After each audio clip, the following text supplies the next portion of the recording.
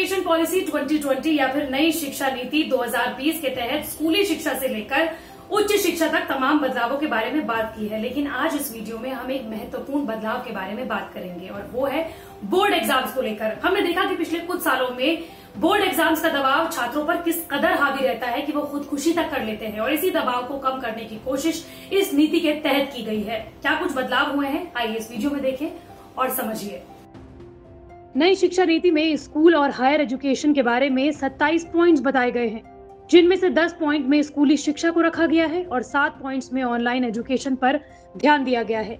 नई शिक्षा नीति में स्कूली पाठ्यक्रम को आसान बनाने पर जोर दिया है। इसके लिए सभी 10वीं और 12वीं के कोर्स में सिर्फ जरूरी विषय को रखा गया है। एक्सपेरिमेंटल लर्निंग और क्रिटिकल थिंकिंग यानी कि प्रयोगात्मक ज्ञान और गहन सोच पर जोर दिया गया है। सरकार का तर्क है कि इससे छात्र कोर्स को रटने पर ध्यान नहीं देंगे, खुद से विषय को समझेंगे और जानेंगे। इसके लिए कोचिंग की जरूरत नहीं पड़ेगी। मोटे तौर पर देखा जाए तो सरकार कोचिंग कल्चर को खत्म करना चाहती है। लेकिन नई शिक्षा नीति के तहत ये कैसे संभव है? दरअसल सरकार ने बोर्ड परीक्षा के दबाव को खत्म करने के लिए साल में एक नहीं बल्कि 2 बार परीक्षा कराए जाने पर जोर दिया है। परीक्षा सिर्फ सब्जेक्टिव नहीं होगी बल्कि ऑब्जेक्टिव भी होगी। रोजमर्रा की जिंदगी में जो छात्र देखता है, जो पढ़ता है, उससे जुड़े सवाल बोर्ड परीक्षा में पूछे जाएंगे।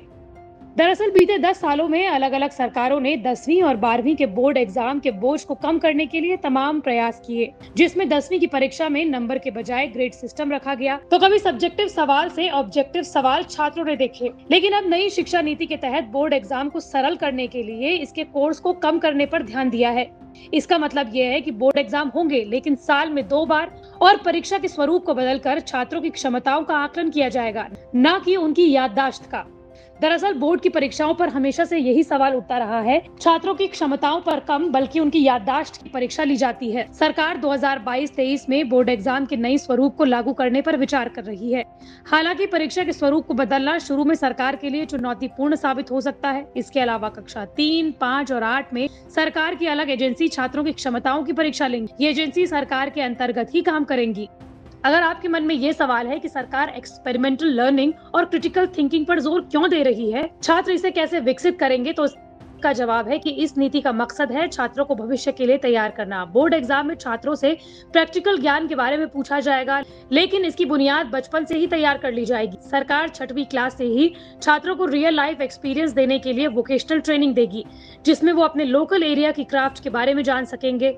उदाहरण के तौर पर कुम्हार से बर्तन बनाना भी वो सीख सकते हैं और इलेक्ट्रीशियन की दुकान पर केबल वायर ठीक करना भी सीख सकते हैं। इसके साथ ही कंप्यूटर कोडिंग या फिर आर्टिफिशियल इंटेलिजेंस के बारे में भी छात्र 6वीं क्लास से ही पढ़ना शुरू कर देंगे। छात्रों के सर्वांगीण विकास के लिए शुरू से ही काम किया जाएगा और इस तरह से बोर्ड एग्जाम के प्रेशर को सरकार बुनियादी रूप से खत्म करना चाहती है, जिससे छात्र दबाव के बिना दुनिया को देख सके और सीख सके। हालांकि सरकार तमाम शिक्षा संस्थाओं से विचार विमर्श भी करेगी और पाठ्यक्रम का प्रारूप भी तैयार करेगी कि कैसे इसे लागू किया जाए। 34 साल बाद देश को नई शिक्षा नीति मिली है, जिसका मकसद है देश की शिक्षा को आज की शिक्षा बनाया जाए।